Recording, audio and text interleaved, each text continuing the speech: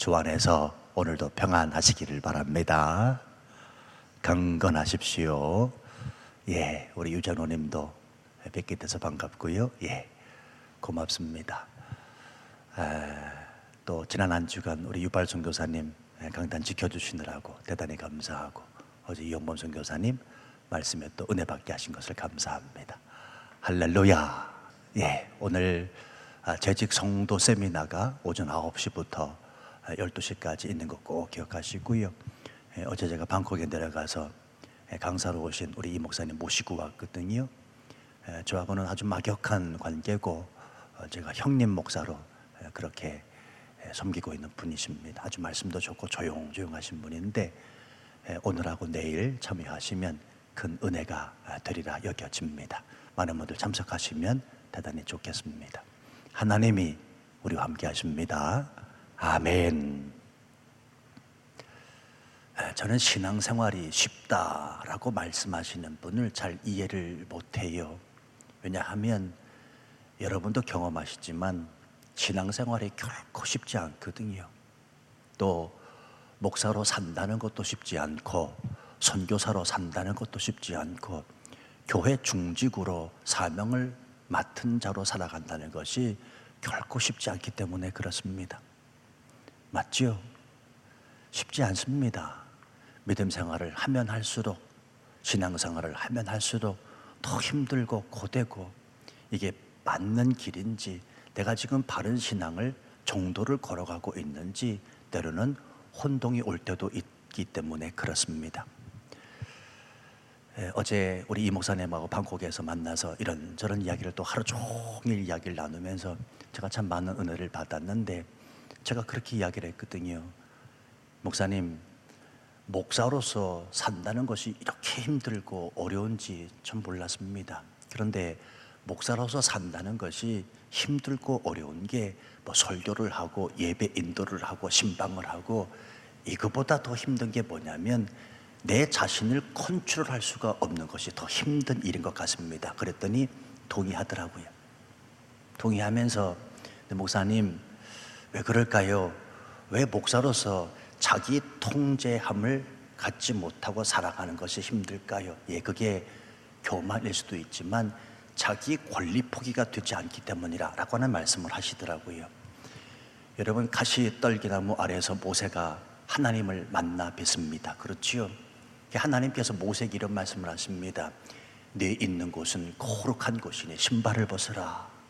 근데 왜 신발을 벗게 하셨을까? 물론 하나님 말씀하셔서 하나님을 대하고 있기 때문에, 그 하나님이 거룩하신 분이기 때문에 신발을 벗으라 라고 말씀하실 수도 있지만, 이 목사님이 그런 말씀하시더라고요. 목사님, 종은 신발이 없습니다. 종은 신발이 필요 없는 존재입니다. 그러니까 하나님께서 모세를 향하여 네 있는 곳이 거룩한 곳이니 신발을 벗으라라는 말은 네가 권리 포기가 있어야 된다는 말씀 아니겠습니까? 그런데 왜 힘든가? 왜 신앙생활이 힘들고 목사로서 자기 통제함을 이루지 못하고 살아가는 것이 힘든가? 자기 권리 포기가 쉽지 않다는 것입니다. 늘 말씀드리지만 No cross, no crown이라는 말이 있습니다. 십자가 없이 영광이 없습니다. 그런데 우린 신앙의 영광만을 쫓아 생활할 때가 얼마나 많은지 모릅니다. 십자가는 뒷전이고, 십자가는 내게 오지 않았으면 좋겠고, 오직 영광의 신앙, 그 영광의 신앙만을 바라보면서 자기 권리 포기 없이 신앙생활을 하려고 하니 신앙생활이 힘들 수밖에 없지요. 예수 그리스도께서 가신 그 십자가의 걸음, 한 발자국 한 발자국 묵묵하게 인내하면서, 그 십자가 내가 짊어지고 나도 예수님 죽으신 것처럼 그 골고다의 십자가에 내가 죽겠다라고 하는 그 심정으로 향해 갈 때 하나님이 역사하시며 하나님께서 종려는 영광을 우리에게 보여주실 터인데, 우린 영광을 바라보면서 십자가는 뒷전으로 미루면서 자기 권리 포기 없이 신앙생활을 하려고 하니 목사도 힘들고 선교자의 직도 힘들고 교회 중직으로서의 삶도 힘들 것 아니겠느냐, 이런 이야기를 나누게 됐습니다. 성도 여러분, 잘 한번 생각해 보십시오. 내가 신앙생활 하면서 힘든 이유는 무엇인가? 정말 하나님이 살아계시지 않기 때문에 하나님께서 우리에게 억지로 짊어주는 십자가이기 때문에 힘듭니까? 아니면 내가 권리포기 없이 영광의 십자가만을 바라보며 십자가 없는 영광만을 쫓는 그런 사람이기 때문에 신앙생활이 힘든 것은 아닌가를 한번 생각해 볼 필요가 있다 여겨집니다.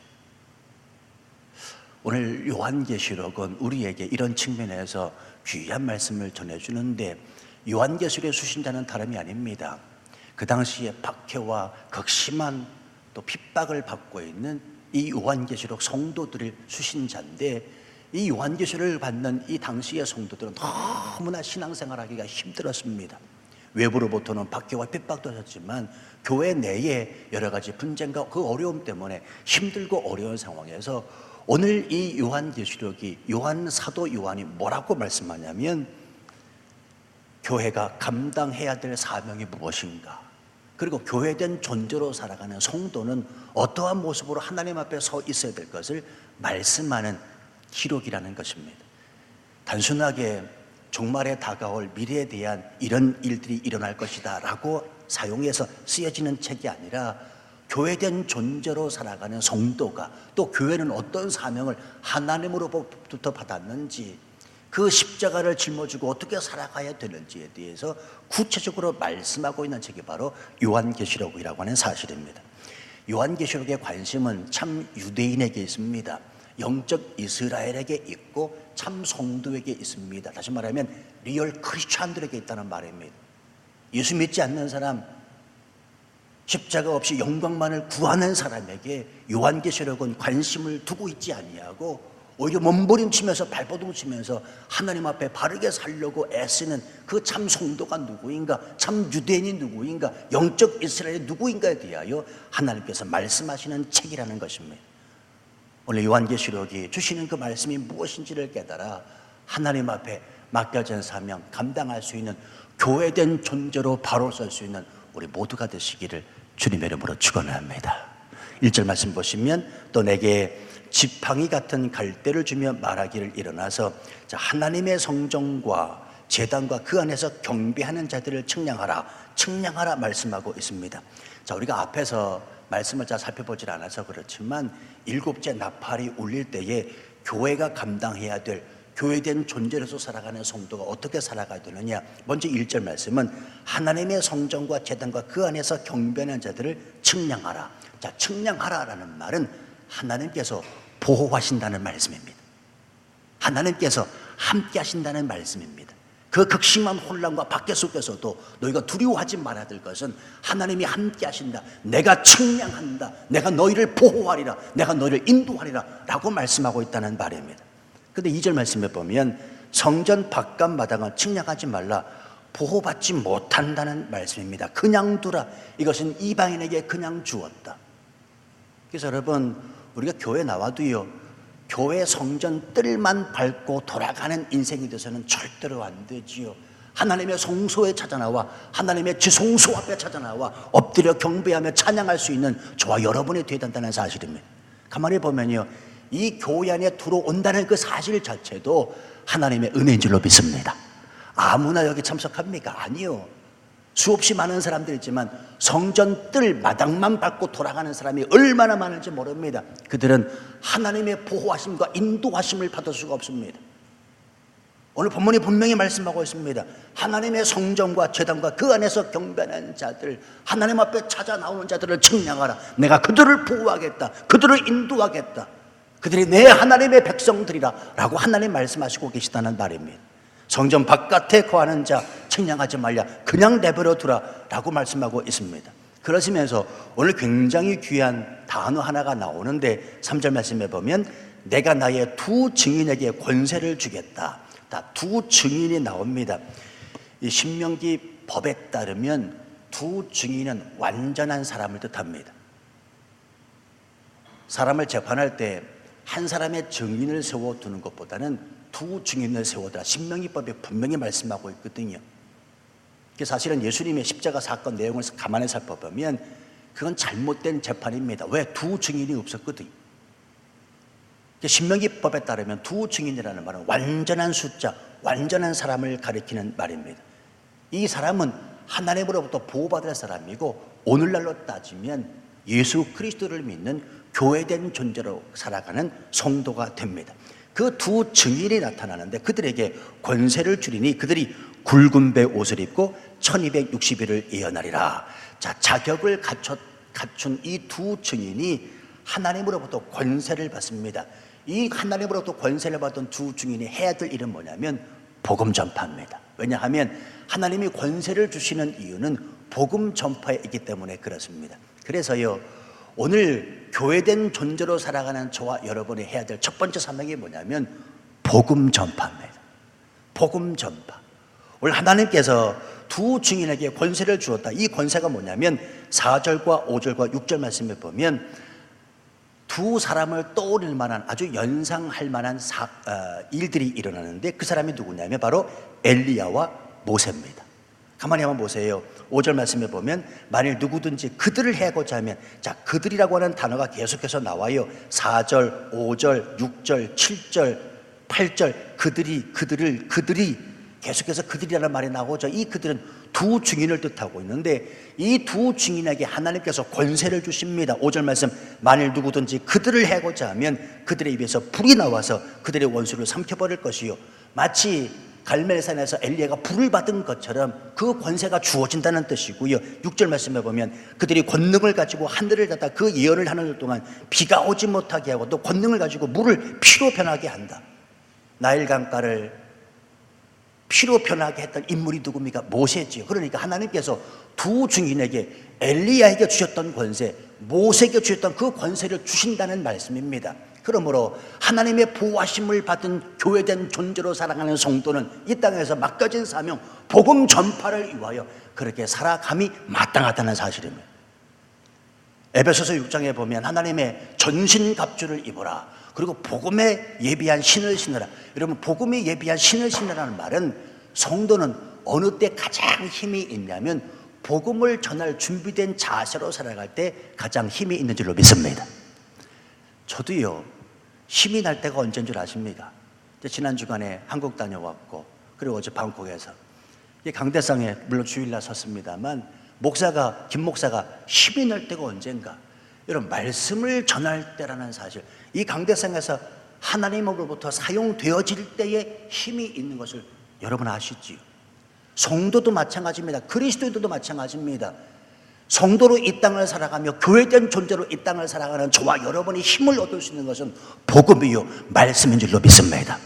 그래서 우리는 복음 전파의 사명을 살고 있는데 그 복음 전파의 사명을 감당하도록 하나님이 권세를 주셨다는 사실입니다. 여러분 잊지 마세요. 하나님께서 저와 여러분에게 주신 권세가 있는 줄로 믿으시면 아멘 하십시다. 아멘. 영접하는 자 곧 그 이름을 믿는 자들에게는 하나님의 자녀가 되는 권세가 주어져 있다고 말씀하고 있습니다. 여러분, 권세는 쓰라고 준 겁니다. 그런데 사용하지 못하고 사장시키는 사람이 얼마나 많이 있습니다. 내가 예수 믿는 사람으로, 내가 그리스도인으로 이 땅 치앙마이에 죽어가는 그 영혼들을 살려내기 위하여 그 권세를 사용함이 마땅한데 그렇지 않냐고 세상과 동화되고 세상적으로 살아가는 사람이 얼마나 많은지 모릅니다. 목사가 볼 때 안타까운데 하나님이 그 사람을 볼 때 얼마나 안타깝겠습니까? 여러분 잊지 마세요. 치앙마이에 살면 다 선교사입니다. 치앙마이에 오신 분들은 다 선교사라는 인식을 가지셔야 돼요. 그래서 복음 전파, 때를 얻든지 못 얻든지 항상 복음 전파에 힘쓰는 저와 여러분이 되어야 됩니다. 어떻게 그게 가능합니까? 하나님이 저와 여러분에게 권세를 주셨기 때문에 그렇습니다. 두 증인에게 권세를 주었다. 이 두 증인이 누구냐? 오늘 본문에도 나오지만 두 감람나무와 두 촛대라. 두 감람나무와 두 촛대가 누구를 가리키는 말입니까? 예수 그리스도를 상징하는 뜻이거든요. 그 예수 그리스도의 권세를 힘입은 자가 누구냐면 바로 예수 믿는 저와 여러분이라는 사실입니다. 그래서 영적 권세를 부여하신 그 하나님의 말씀에 따라 복음 전파의 사명을 감당하라. 오늘 하나님께서 말씀하시고요. 자, 두 번째는 7절로 10절까지 말씀인데 순교와 멸시를 각오하라. 이렇게 말씀합니다. 자, 7절 말씀 보시면 그들이 그 증언을 마칠 때에 무적행으로부터 올라오는 짐승이 그들과 더불어 전쟁을 일으킨다. 자, 짐승은 적 그리스도지요, 방해자입니다. 이 적 그리스도 때문에 예수 믿는 그 권세받은 자들이 어떻게 된다고요? 순교합니다. 여러분, 교회가 박해와 순교를 당합니다. 물론 종래 그 교회는 승리하지만 환난을 겪게 될 것이라는 사실을 염두에 두셔야 됩니다. 여러분, 교회는 박해와 그리고 핍박의 그 순간에도 증인의 삶을 살아가는 것을 놓치면 안 됩니다. 여러분, 잊지 마십시오. 예수 믿는 것은 고난의 시작입니다. 이렇게 말씀을 드리면, 목사님 누가 예수 믿겠습니까? 예, 그래도요 분명히 말씀드립니다. 예수 믿는 건 고난의 시작입니다. 왜냐하면 십자가의 시작이기 때문에. 여러분, 십자가가 있어야, 십자가를 통과해야 영광이 주어진다는 사실, 이 법칙을 절대로 잊으시면 안 됩니다. 내가 예수 믿기 시작했으니 성공이고 출세고 내 자녀가 대학에 똑똑 붙고, 그게 아니라 예수 믿는 그 순간부터 고난의 시작이라는 말입니다. 그런데 그 고난을 고난되게 하지 아니하고 그 고난을 이겨내게 하시는 분이 누구냐면, 우리에게 권세를 허락하신 두 감람나무 두 촛대 예수 그리스도인 줄로 믿습니다. 그래서 우리가 힘있게 살아가는 거잖아요. 오늘 본문이 분명히 말씀하고 있습니다. 그들이 그 증언을 마칠 때에 무적행으로부터 올라오는 짐승이 그들과 더불어 전쟁을 일으켜 어떻게 됩니까?